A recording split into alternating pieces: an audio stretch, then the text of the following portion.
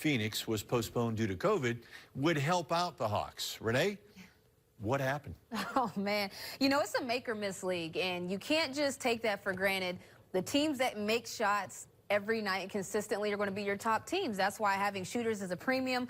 We just didn't make enough shots. You know, there's a lot of problems. I will say there was a lot of problems that game, but one of the major problems is we didn't make shots. Well, one person who did not have a problem was Donovan Mitchell, especially in that first half. Yeah, you know, Donovan Mitchell, we're starting to see a theme here. He had 20 at the half. Okay, that might have been early in the game. You go under the screen, but you have to make everything difficult for him from that point on.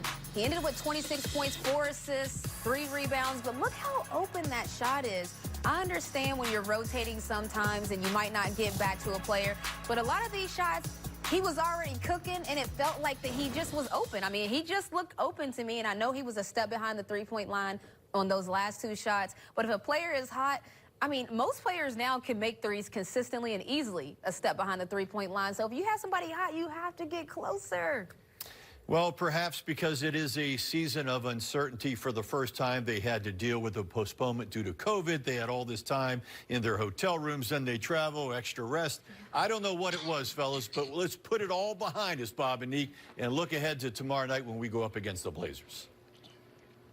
And it doesn't get any easier at all for the Hawks in terms of the guard play for the opposition.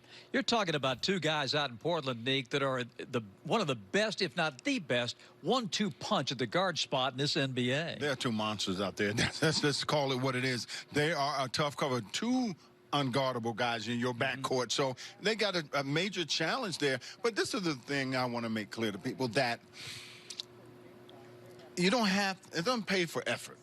It don't cost you nothing to have effort. You got to have effort out there on the floor. Even though those threes didn't go in, you got to find other ways to be effective. Get to the free throw line, hit a couple of closer shots. Now the game starts to open up for you. The rim starts to get a little bigger.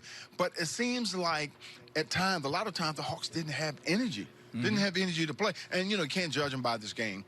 But at the same time, when you're playing against good teams, you can't have any lulls. Yeah, Dame Lillard and C.J. McCollum are sitting there waiting now. They got bombed last night at home by the Indiana Pacers. They lost Nurkic to a broken wrist. He's going to be out for a couple of months. So as big as Utah is and the problems that they gave the Hawks around the rim tonight, you really don't have to deal with that tomorrow night in Portland. You know, they're going to play a lot of small ball in Portland, so you got to be able to keep up with those smaller guys. You're going to see the Hawks probably put smaller lineups on the floor because of their size. They have so many guys who can spread you out. You got Carmelo Anthony coming off the bench now, who's still a major scorer, can get inside and outside. So it's going to be a different style of game. But you got to control the backcourt of the Portland Trail Blazers. And the one thing, Neek, about today's NBA, when the other guy is going to hit 23s, you're just not going to win. You're not going to win. And they got in a groove. They got in a groove. And it started with Donovan Mitchell, who really got going early.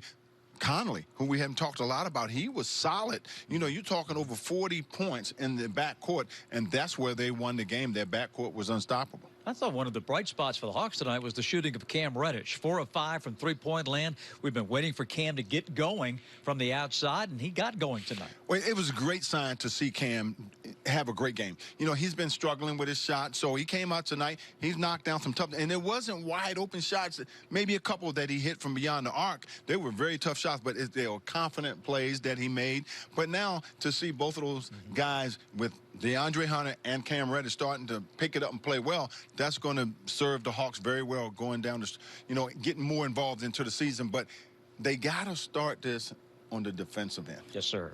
Got to. Romy, this is probably as tough a back-to-back as you can get in this league. Utah one night, then travel and go to Portland the next. 2 very good teams. We'll see what happens against the Blazers tomorrow night. Back to you. Yeah, it's going to be a challenge, no question. Thank you very much, fellas. We'll talk to you tomorrow. And Renee, it'll be a lot easier tomorrow if those shots drop the way they were taught. They just couldn't buy a bucket tonight. I mean, Utah with the 23s, the Hawks just 5 for 28.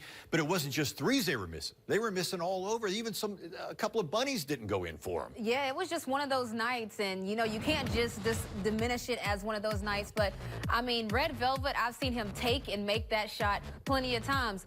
Again, they're daring us to shoot. That was a defensive mistake. Rondo, we've seen him make that shot. I want us to feed John. Now, this is a tough shot. This isn't a good shot, but I want John Collins to take more shots. Again, this was a tough shot. I think this was late in the shot clock, but look at the type of shots we're getting. 3 defenders right there. Those are shots that are going to always be hard to make, and look, that just gets them going off to the races on offense. We have to create our own breaks. You know, it's not going to get any easier. As Dominique said, it's not going to get any easier. So what do you do to change it? You get better. You give better efforts. You take open shots. So you draw and kick. I know it seems basic, but you have to get back to the fundamentals because those are a lot of tough shots that you just saw there. So those are already hard shots to make when you're already not making the open ones. Yeah, it was a tough night. It wasn't just those long-distance ones. I saw Trae miss a wide-open layup. Herter missed a wide-open layup. Trae was